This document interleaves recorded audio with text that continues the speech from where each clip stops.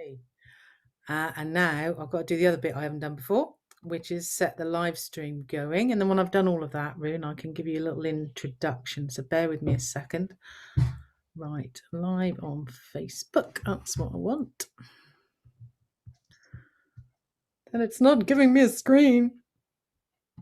What to do? On custom live streaming service. No, on Facebook. There we go. Got it.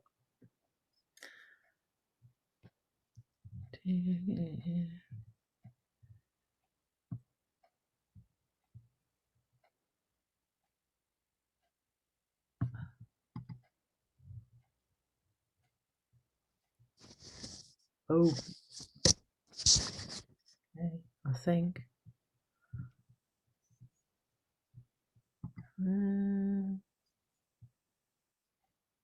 Right, there we go. Pop that in. Share to page. Share to right. Go live. Right. Okay. There we are.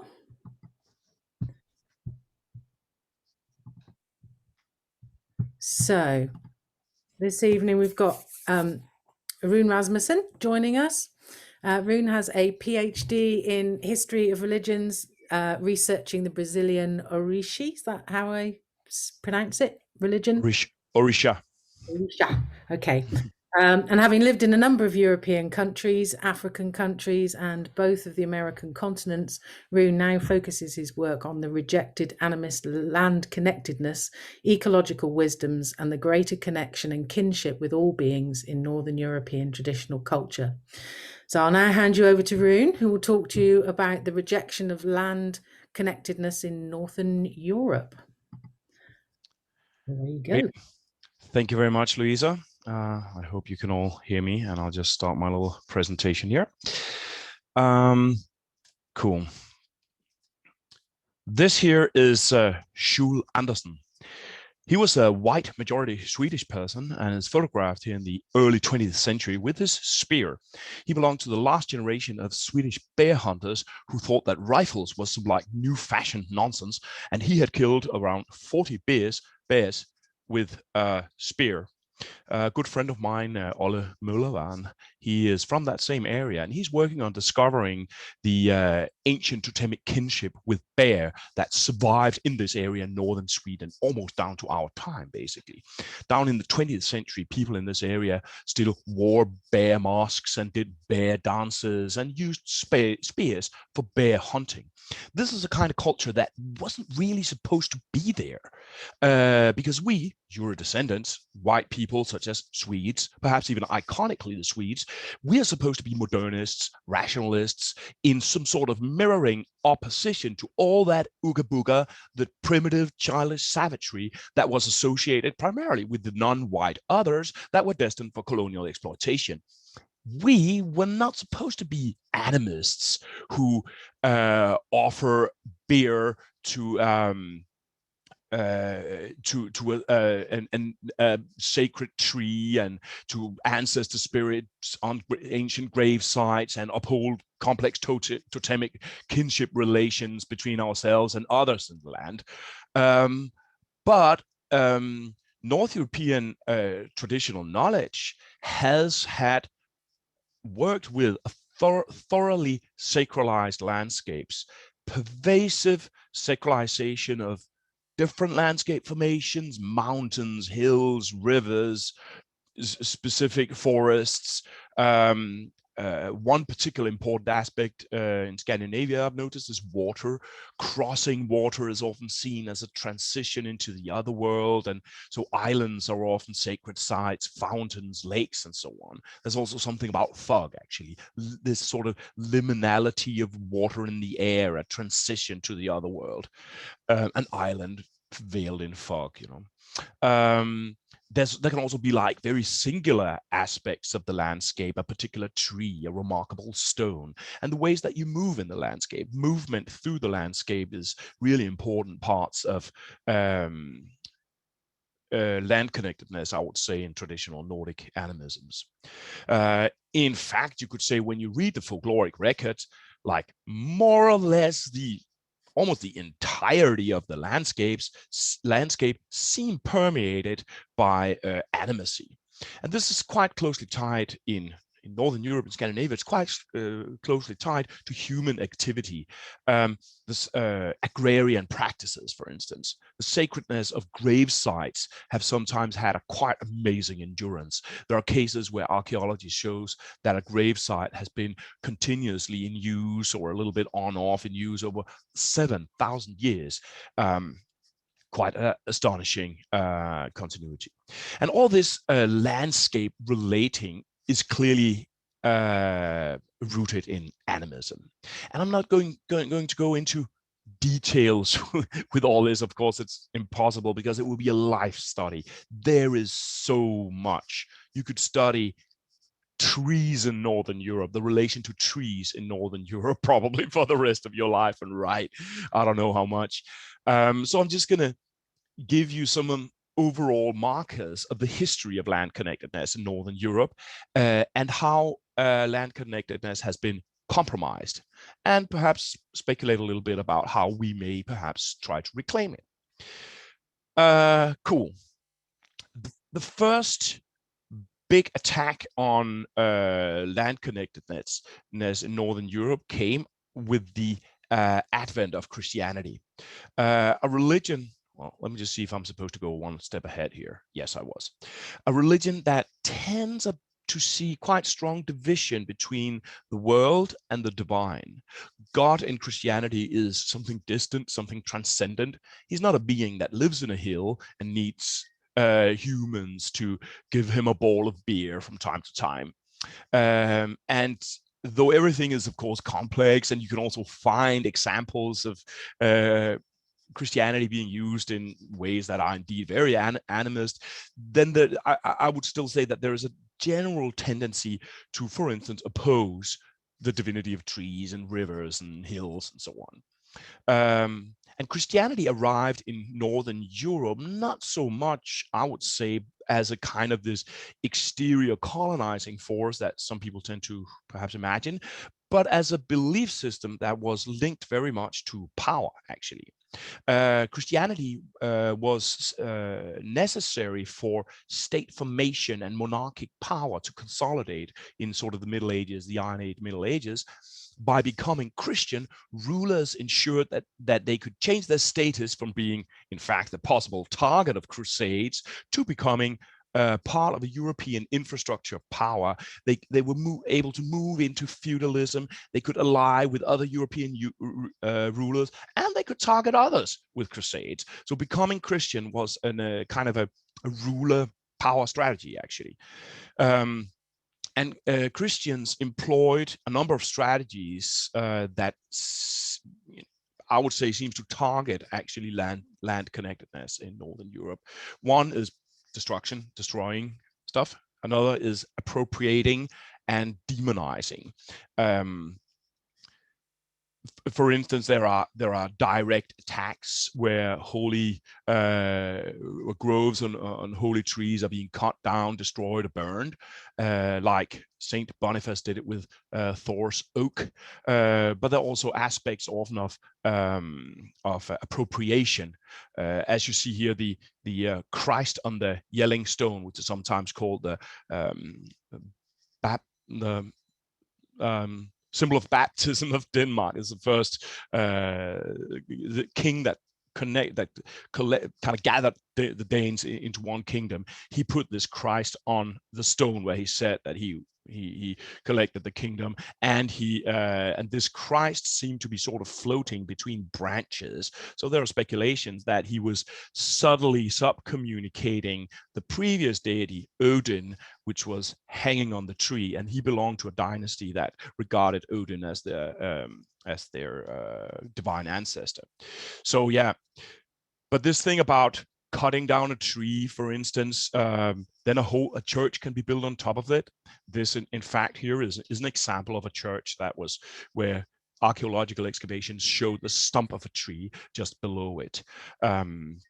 a holy tree with sacrifices around it. There are also cases of demonization. One example is the raven symbolism, or the raven totem in Scandinavia. This is a symbol of ancient kinship relation between humans and cohabitants of the land. And the raven flag, the raven standard that specific ruler families carried, probably represented some sort of totemic kinship, groups that descended from raven, a little bit like what you find among Pacific Coast Native Americans. But when Christianity came, the raven then became this evil, cursed omen of death and misfortune. It was even labeled the apostle of Satan. I'm not exaggerating. I'm not making this up. Yeah. You also see examples of making invisible the animist landscape in the or the animacy of the landscape in the handling of place names. In some cases, the animist meanings disappear. The names that refer, for instance, to deities can be obliterated or perhaps replaced. Sometimes it's difficult to see what is just memory fading or where there's actually change going on. But you will find for instance, a Wodenstead becomes perhaps Wagonstead or something like that. That happens quite a lot. Cool. Let me see. There are also, and this sort of confrontational relation between these different religions is also sort of remembered in mythology, is represented in mythology. And Odin's hill, such as this one on the island of Samsø, becomes the beast. It's simply called the beast, and people say that there's something dangerous inside it, right? So a demonization going on. In many places, it almost seems as if the landscape itself is objecting almost to the presence of churches. Big stones are said to have been thrown at the churches by trolls when the church was built. This is a very common myth that's found in many, many places in Northern Europe. Or even the ancient sacred lake Tisø, or Tirs Lake in Zealand, which is a sacred site that stretches back, well, at least to the Iron Age, perhaps even further. But in folklore, the very presence of this lake becomes a punishment that some troll inflict on people because he was annoyed by the noise of church bells. So yeah, so there's a quite massive presence of these legends where some farmer is on his way home and then he meets elves or trolls who are leaving the landscape because of all the noise and all the church bells and stuff like that. That's typically the reason that the spirits will be giving the farmer in order to explain why they're leaving.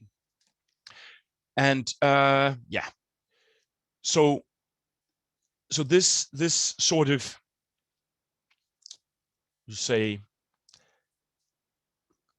destruction or attack on land connectedness is actually something that has been going on quite a while, and it took centuries. It wasn't just Saint Boniface came and took down Thor's oak and then that was that. It's a very, very long process to rupture people's relation with their landscape. And Christianity is also not the only culpable factor. There are others. And when you read folklore, you often read these little reports, these little descriptions. They're barely narratives. They aren't really a fairy tale. It's just like almost like a little observation, like a diary entry or something. A guy is herding cattle, and in normal animist fashion, he enlists the subjectivity of the landscape in this project. So the elves come and help him herding the cattle, and he spends his days in the hills with cattle and elves, hanging around with cattle and elves. But then there's a sense in the little narrative that Christianity tells him that it's wrong. So he, at some point, he breaks off the relation that he has with the elves, the connection to the landscape, of course. And then, of course, the cattle run all over the place. I would speculate that perhaps here there's even a bit of an incitament to perhaps modernize, rationalize, industrialize this cattle hold, a process which would then in turn push the elves, the connection to the land, even further. A farm is sold to new people. There used to be a sacred tree that held the spirit, the subjectivity belonging to this plot of land. And this spirit was always taking care of the well-being of the place, and people was feeding it, giving it things. There was a social bond between this land spirit and the people living in the farm. But then the new people are Christian. So the man, he takes a silver button and put it in his rifle, and he goes out and shoots the tree, kills the spirit, and then of course everything goes to shit. And perhaps I'm speculating again here, but does this aid then in forcing people to modernize, rationalize, and industrialize farming? I don't know. Yeah, there are cases where these spots seem to kind of hubs in the landscape of subjectivity or presence. They seem to sort of be reinvented in new ideologies, new ways. Their sacrality is sometimes somehow floating into new languages, right? One important factor in Northern Europe is national romanticism. This sort of idealizing of the past, and this has probably played a positive role in some ways in safeguarding some sacred sites from just being plowed down, which is what also regularly happen. For instance, but however, there's also another side of this. Nationalism is very much a mixed cup, I think. My father told me that as a child, he came up to a dolmen, which is a sort of arrangement of standing stones from prehistoric standing stones, sacred sites, and he came up there on May Day as a child, and there was remains of fire up there, and people said that in order to burn maypires, they had to do it in secret because it was considered to damage the national heritage site, right? So the culture that people have, the relation that people have to the site, which is the whole point of the site, is sort of disregarded in favor of this sort of image, almost like, I'm tempted to use the word Instagram sort of visual value of the site. So nationalism can be a little bit of this mediator language that perhaps sometimes has prevented people from just plowing down and destroying sacred sites, but there's other aspects to it too. National romanticism, this is a famous image that's regarded sort of the opening of romanticism, the Wanderer über dem Nebelmeer, the wanderer over the sky, the sea of clouds. This romanticism actually relishes the distance. It is the distance between this man and the landscape that he's relishing. He's aesthetically distant from it. And this is this is what is very not romanticist about animism.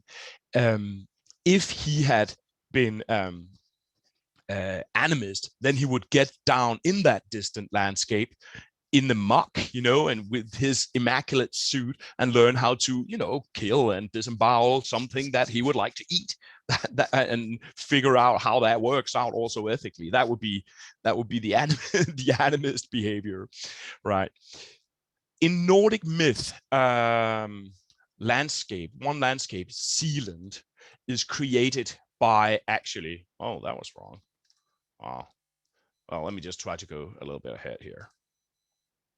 Created by a goddess who plows the island Sealand out of Sweden with these giant oxen that she has conceived and born with a giant, which is kind of a remarkable sexual prowess actually for a goddess that was supposed to be associated with virginity. But she might be a sea goddess of sorts, and perhaps related to Freya. There are different speculations of this, Gevion, and she creates the land by this primordial sort of titanic agrarian act of plowing Sealand out of Sweden. And then in later history, some sort of mermaid emerges as a personification of the land. Is there a connection? Sea goddess, mermaid? I'm not sure there's a direct cultural transmission there, but perhaps the voice of the land being heard by people, artists, people started to think that the land was personified as a mermaid. Yeah, I kind of think that there's a voice they're hearing somehow. And this, of course, then later becomes the most famous object in Denmark, which is the Little Mermaid. Originally, this Little Mermaid, this figure, represents a deserted sea spirit. Perhaps it's actually a kind of a seal totem. Mermaids are often seal shapeshifters that are often ancestors of families and so on. And in the original stories, the break between the human and this sea spirit or totem causes collapse. The world collapses, kind of a Ragnarok-ish scenario. But the very well-known retelling of the story from Hans Christian Andersen, that retells this rupture as naturalized. All of a sudden, she's kind of a little bit supposed to be deserted. She's sitting there outside Copenhagen in the urban landscape, longing for humanity to honor the relation with her. But in Hans Christian Andersen's story, it's sort of supposed to be like that. The human prince that was her relation, he didn't fall in love with her. He fell in love with a human woman instead, and her love, the landscape's longing for a human relation is unfulfilled. And that this is what this strange and powerful little figure represents. There's another myth where another farm animal, a supernatural sow, is plowing through Jutland and give the land its shape. And this myth might be related to Gevjon, who plows with these oxen, but it's also, of course, related to pigs, which are a very sacred, actually, and important animals in specific Nordic forms of totemism. Here is Frey, but also the goddess Freya, the goddess of love. One of her names was Seer, the sow. And note how enormous the discrepancy is between the sow as a name for Freya herself, and how the discrepancy between that and how it would feel for us to name a woman a sow. It's probably one of the most ugly thing we can imagine to say to a woman, right? So there's an incredible devalorization of this particular animal, which in Northern Europe is a very important life-giving animal. And I can't help seeing this rupture, perhaps this rupture from this goddess and this animal in the land, mirrored in modernization and rationalization and industrialization. Denmark has a population of about 6 million people, but today produces 30 million pigs for slaughter annually in rather atrocious conventional meat production systems. You see how I sense that the rejection of the relation to the land here, in this case, an animal that gives us life, the pig, seems to coincide somehow or mirrors this industrialized cruelty, I would say, towards this animal. In a sense, the disconnect between us and these animals represents this abandoned mermaid, this abandoned goddess, the disconnect with the land somehow. And I think this little figure, the mermaid, is incredibly interesting, and it's such a study in how contemporary sacralizing is emerging, or perhaps even enshrining our rupture between humans and the land in this unassuming but rather pretty little statue, which exerts this incredible pull. Just a moment, let me just zoom in on it again while I'm talking about it. I was supposed to be here when I was saying this. It exerts this incredible pull on people. If you pass by the place in Copenhagen where it is on a summer morning, then there will be like 6 or 8 tourist buses there looking at it. It's as if it draws people like the Kaaba or something, this weird little figure. West Africans who live in Copenhagen, who are a tad less thick-headed than the average Danes, they are sometimes actually afraid of her because they know that this is Mami Wata, the goddess of the sea that contemporary Pentecostalist Ghanaians or Nigerians will typically be afraid of. Orisha devotees, for instance, from Cuba or Brazil, they will sometimes put her on their altars for Oshun, the water goddess of love, or they will even bring her flowers on the right days. Weirdly powerful image of our connection with the land and its ruptures, and the land as deserted yet longing back for us in one little image here. And for reasons that I'm not finished understanding, I really don't know why, this little woman is constantly being vandalized. People constantly want to make political points or something by challenging her somehow or destroying her. I mean, we're talking about explosive attacks or all kinds of art performances, or she has been beheaded 3 times where people sneak out there and saw off her head. In 2020, she was spray painted with words "racist fish" in a truly idiotic way. I think I identify as an anti-racist myself, but I have seen some really dumb and actually quite bigoted way of trying to be anti-racist. And I think, why the flip would this transatlantic, in fact Afropean sort of water goddess figure be racist? I don't really know. Anyway, I'm not sure why people are doing this. Perhaps they feel a need to poke at the spirit of the land when they want to make a point or something.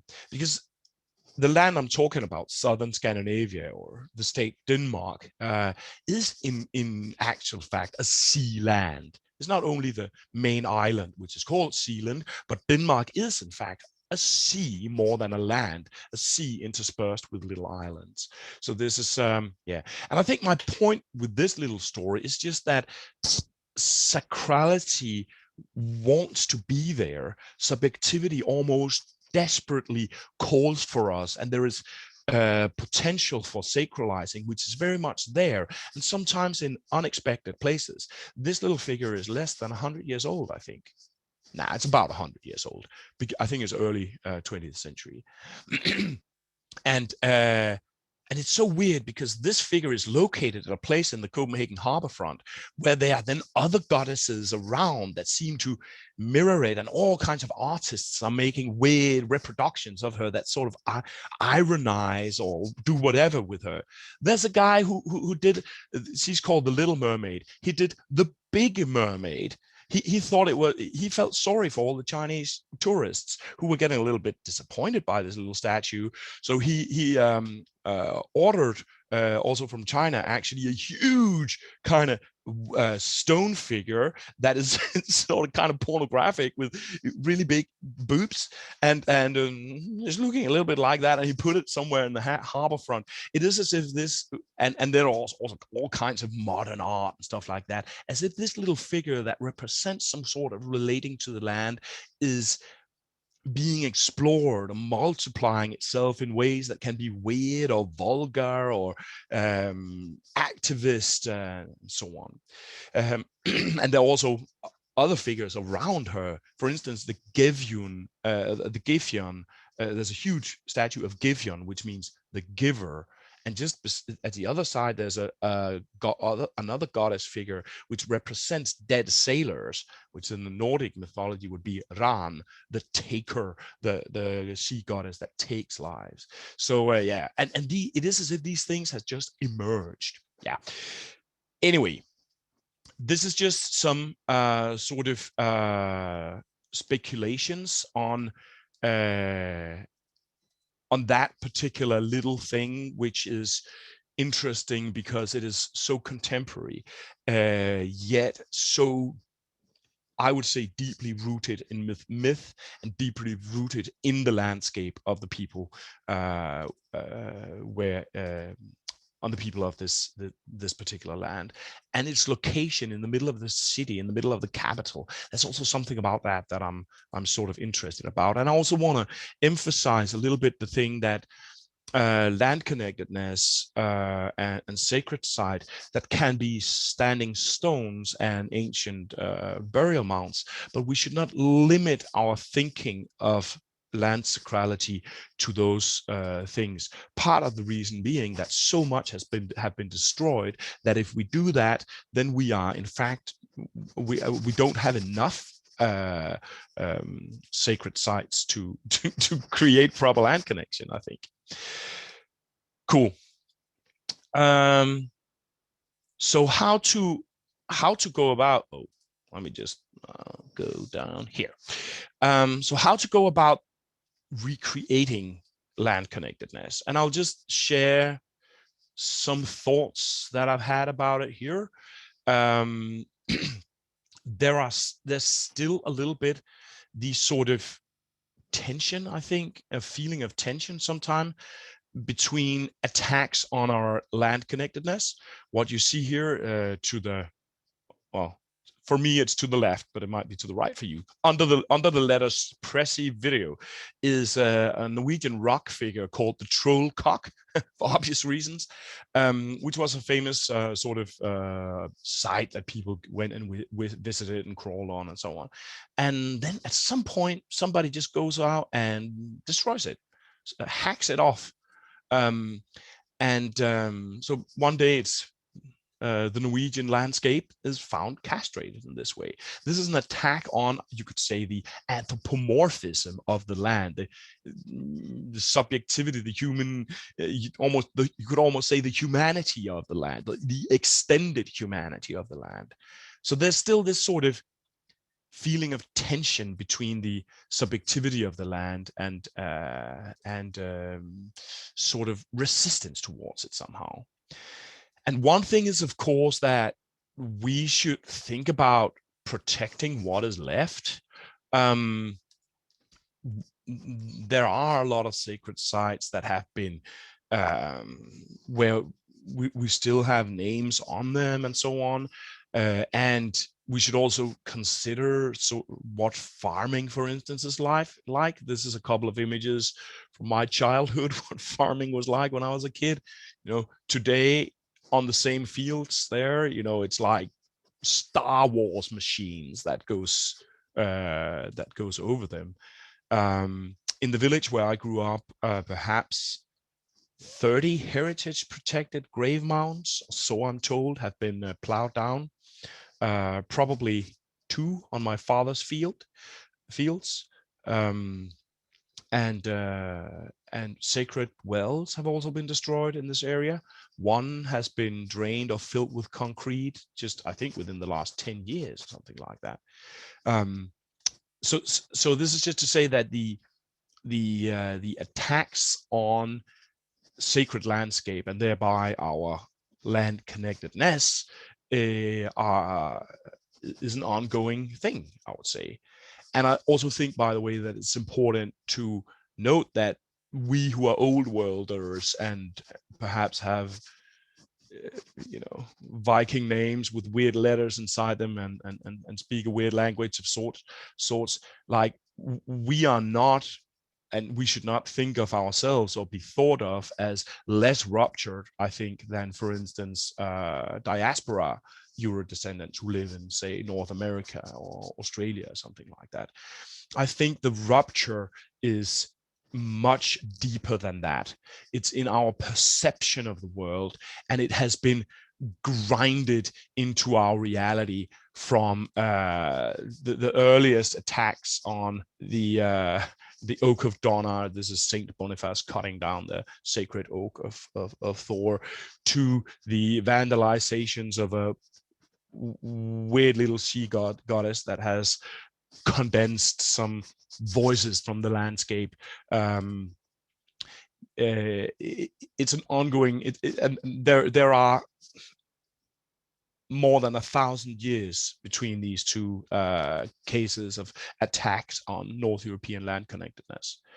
So it's the rupture is very deeply rooted, and it's also, you also see it in you see it in relations to so many things. You see it in relations to stuff like the crops, the food crops that keep us alive. In traditional animism, in Nordic animism, people would personify crops. So the rye, for instance, iconically in northern Germany and southern Scandinavia, is an important being that keeps people alive. It gives us life, hence it's divine. So people would subjectify it, they would worship it as a deity, in a similar way as the Maya in Guatemala, they worship the maize as a deity. It's a similar kind of thing. And you find these in English, it's called corn dollies, personifications of the crop, all over Northern Europe. And when people have this very close relation with the crop and with the land and the whole farming process, and they are then torn away from the land and in industrialization, they stop being farmers and become industrial workers, then a lot of people really had some deep traumatic experiences of that. Actually, alcoholism went bananas, violence in homes, all kinds of radicalization, and you see this happening in the late 19th century, in the early 20th century in Northern Europe, where there's a deep social despair and problems among workers' populations. I think part of the reason between that is that that is the fresh wound of having been uprooted from the land. And people also have in Northern Europe this very, I think, touching reaction. The Maya, they say that you only get really full from the rice from your own village. So sometime, even though you might be a software engineer today or something in a big city, you will go back to the village that you come from and take some maize from the fields, and then you get some of the real maize. And that land connectedness, people actually had a huge movement in Northern Europe towards allotment farming. So people would make, no, allotment gardening, sorry. So all around big North European workers' cities, such as Copenhagen or Göteborg in Sweden or something like that, you find these huge areas of allotment gardens where the workers that were farmers one generation ago, they would go out and they would just grow a little bit of plants for themselves, to a very strong longing for the contact with the land in the face of collapsed land connectedness and the social problems that they faced. Right. So this is mostly just kind of a story actually about the rupture, but of course it also points towards what can we do, how should we start giving to the earth again. In the old saga, the Ynglinga saga, the god Odin ordains giving to the earth. And guess what? The earth is full of stuff that people from the pre-Christian period has given to the earth. Today, there's a whole culture of detectorists in Denmark, for instance, where it's legal, who are going around and finding all the stuff that's giving to the earth. But I don't think they give anything back. They are intensely, almost religious experience for them to find these things in the earth that were probably given as offerings 1,000 years ago. But are they giving anything back? I don't know, but I think they should, and I think perhaps giving to the earth is something that should become a thing for all of us. And as I've already sort of indicated a little bit, I think we should also look to urban landscapes. We live in cities now, and here's a little important thing. We shouldn't all live in the countryside, because if we did, every single speck of biodiversity in the world would have a hippie living on it growing cabbage, right? There wouldn't be space for one single butterfly left in the on the planet if we left the big cities, all of us, and made nice little regenerative farming places in the countryside, as many of us, myself included, are dreaming about, you know. So I think we, with our land connectedness, we need to think cities. And one place we can look at the West African traditions. This is the Ile Ife sanctuary for the creator god Oduduwa, the all-father and ancestor of the kings of Ife. I think we must also link with those new places that somehow carry deep voices of the landscape in them. As I was mentioning here, the Little Mermaid and perhaps others. I think we should not be too picky and idiosyncratic about what sacrality is. Check this here. This is an amazing Iron Age or Viking Age sanctuary in central Jutland that has been reestablished. Why was it reestablished? Well, it was reestablished by a local town who would like to have some tourists coming there. You know, so, you know, but cool that it is an ancient sacred site that has been monumentally reestablished. The stones in the end of this ship setting, it's called, weigh 38 ton. Yeah, so so so that's sort of my some little open thoughts of how to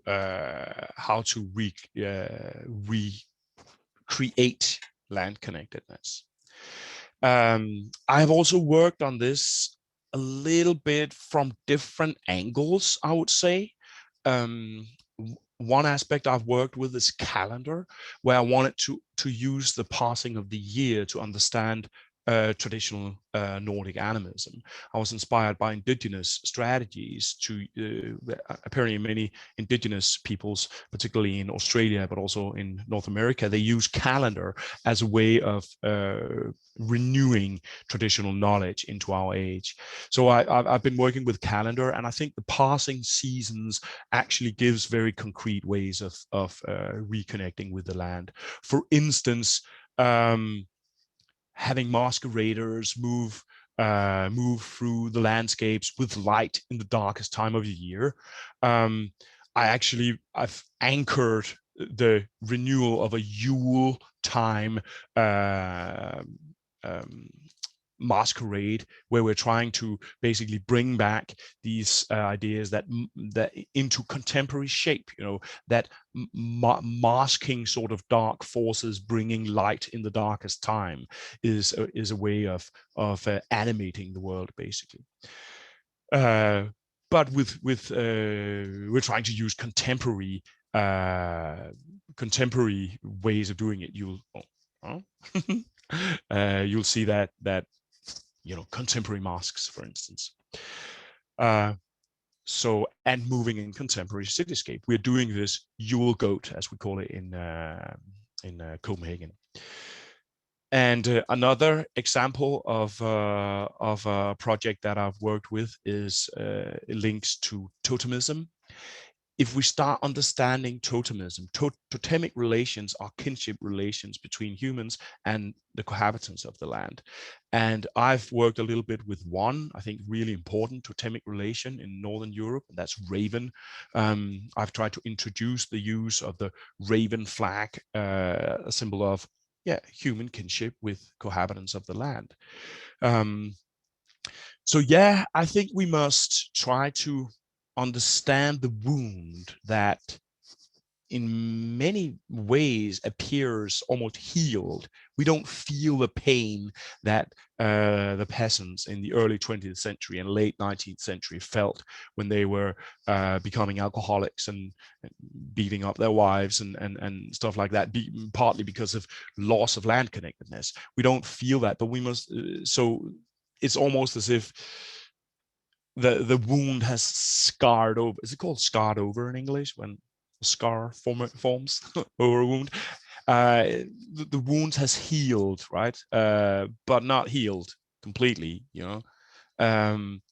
The loss, we must understand that loss. Perhaps we must feel it again. But I also think we must be playful in our ways of relinking and not idiosyncratic. Be a little bit careful about nostalgia, but try to renew these motives that mediate, that produce land connectedness in new and playful ways, I think. That's what I had to say. It didn't take a whole hour, but perhaps there are some questions or something like that. Yeah, if anyone's got any questions, they can unmute themselves, and we can go on to the gallery view if you like. That's probably the easiest way of doing that. There definitely was a question from Water is Life Walks. She was asking, wondering if you have the same problem that they have in the US with the sacred sites being made state and federal parks that limit the use of for ceremony. I don't know if there are any other questions. So,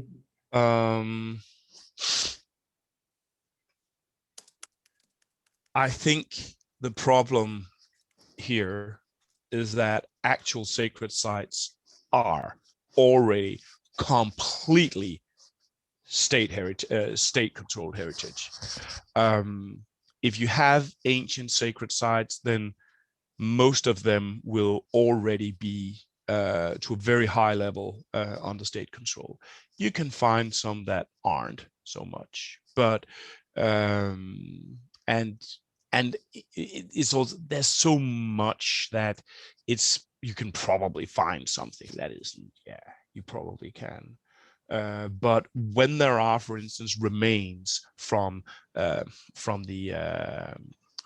Iron Age or the Viking Age, then doing rituals on it probably would be rather difficult in many places. And I know that people have gotten in trouble for it.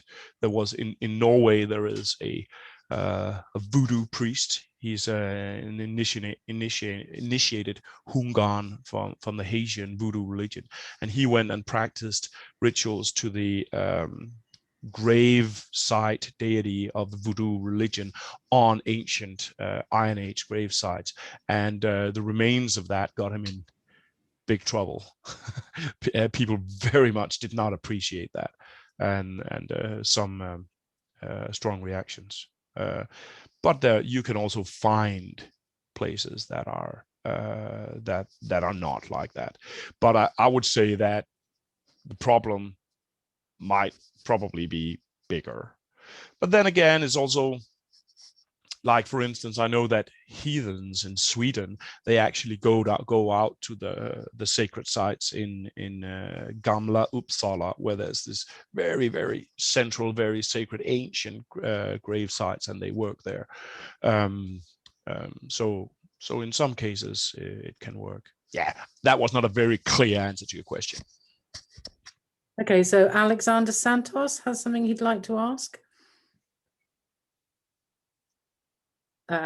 Okay, hang on. I mean, he can't unmute himself, so I need to find him again. You need to unmute, Louisa, everybody which you have muted. Actually, can you do that? I'm seeing what I can do. Alexander? I can mute. I can ask all to unmute, but that's it. No, because you have muted them. I'm unmuted. There you go. Good. Great stuff. There you go. You can unmute yourselves now. Yeah. So, Alexander Santos had something he wanted to say. Can you unmute yourself now and ask?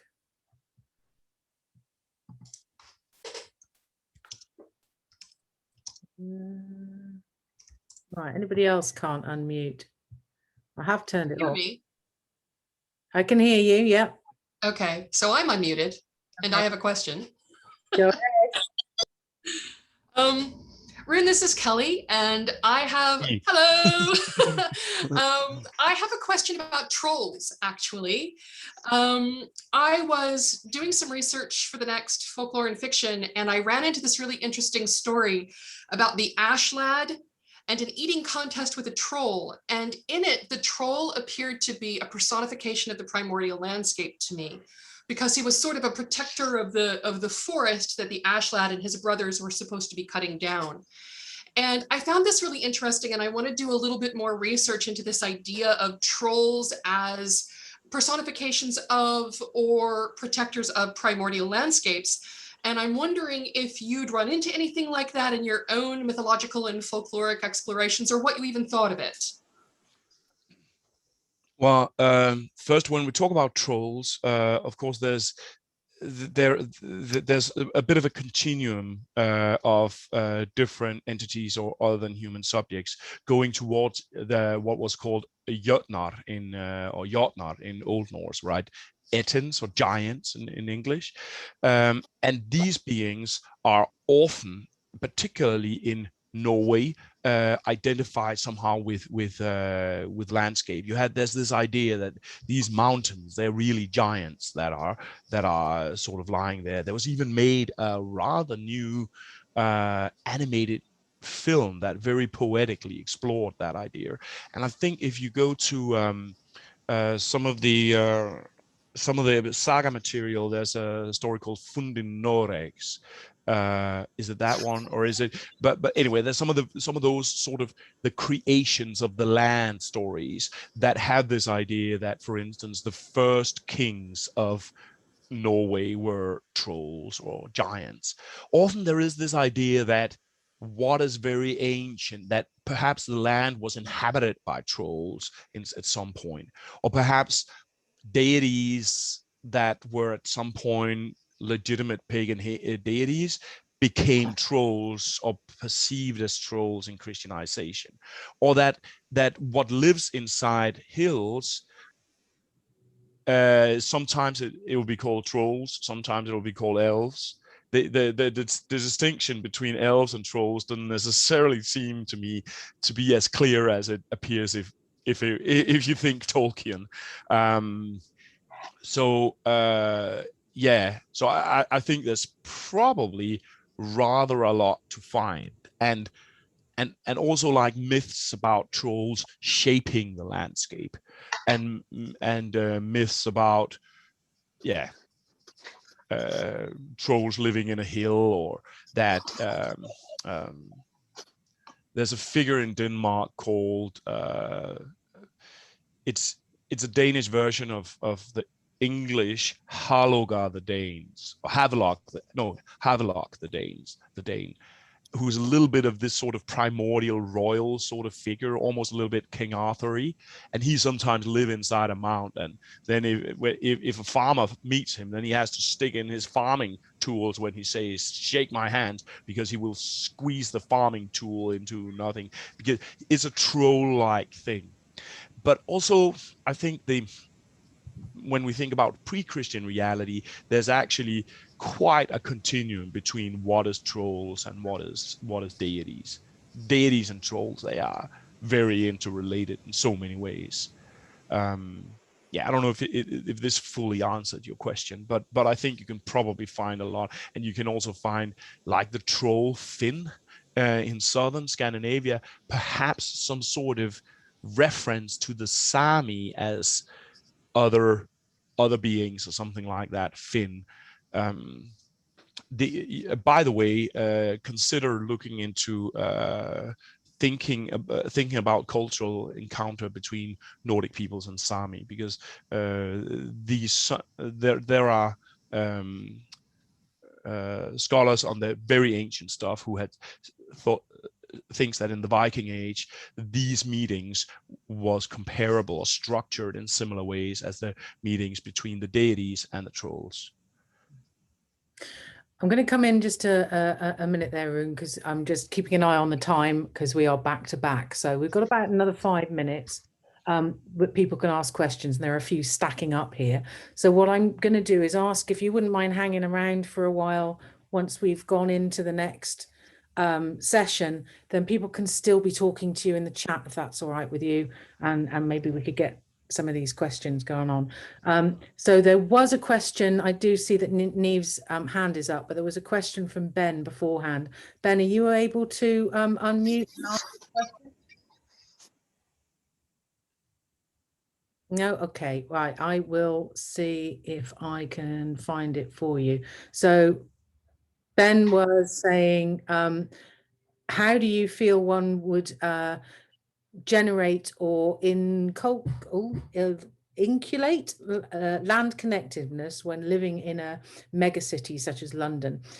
Every inch is controlled and covered in concrete. So how, basically, how do we develop our land connectedness relationship in that kind of environment?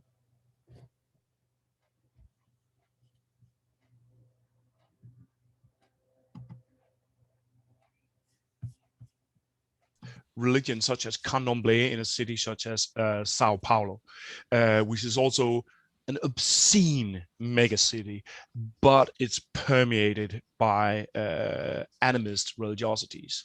London is a city that's very old. It's located, if I'm not mistaken, around the River Thames. I know of at least one example where people had a kind of an ancestor death cult going on that was actually, and this was in London, that was very similar to what you find in religions such as Umbanda, Macumba, Candomblé, where they were worshipping. I think they were worshipping or having contact with past prostitutes from the London past. So this is a way, very much a way of engaging this particular cityscape, and what they're doing sounds very similar to. And I see here that Teresa is suggesting parks, shrines. Totally, yeah. I think that if you go to West Africa and you look at the big cities there, then there are groves inside the cities that are very sacred places, and where a lot of people have some sort of land connectedness. Okay, so I'm going to very quickly turn to Neve because her hand's been up for a while. If you've got a very quick question, we've got about 3 minutes. Sure. My question is, you mentioned the calendar and how we organize events around a calendar and how this kind of bonds us to interconnectedness on sort of an annual organization. But do we see ways of land interconnectedness or animism interconnectedness with sort of calendar frequency? So like in the spring, a lot of things happen at once, where the winter things slow down. And are we kind of seeing this represented in a cadence or sort of summoning sort of a chronos of that tempest or frequency? Is that being reflected anywhere in these folkloric traditions or these animistic traditions? I'm not sure I understand your question fully, but when you look at the calendar and the passing of the year, then there's certainly I will call it a rhythm and a changing intensity of, for instance, ritual intensity. And it's definitely the dark time is definitely the most intense. From the beginning, from the onset of Yule in December and until March, that is ritually the most intense period. And then there's also some kind of low periods where it's not as intense. But I mean, in the old days, people pretty much did cool ritual stuff all the time, but sometimes they took a little rest.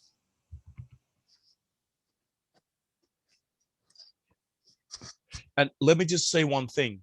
I saw that there was a lot of questions coming into the chat here, and I didn't catch them all. So if you guys who answered asked questions could put them in again, then I'll be happy to answer them during the coming presentation. That was what you were suggesting, Louisa, right? It was, yeah, yeah. Sorry, I'm just replying to somebody's question. Okay, so I think we're going to need to bring that to a close now. So I'm going to stop the live chat and the record and hand over to the next host, if I can work out how to do all of that. So stop live stream and Awesome.